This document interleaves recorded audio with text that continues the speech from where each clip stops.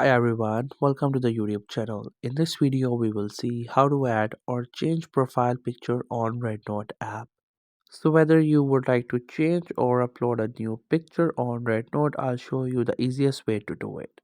So first you have to open your Rednote app, then you will get to its home page. Now at the bottom we have different options. You have to click onto the right one, which is the me icon, or you can say the profile icon. Click onto it and you will get here. At first you can see this is a profile picture. If you don't have it, don't worry, we will upload the first one. You have to click on this profile option. Then after that you will get here. Then you have to click onto your profile picture, and from your mobile phone gallery you can select any picture as your choice. Then you have to click onto this red option, and then it will just take a while to load. And once it get uploaded, you have to get back and do a refresh, and you will see the profile picture will be updated. So that's how you can add a new or you can change profile picture on Rednote app. I hope you found this video helpful and informative.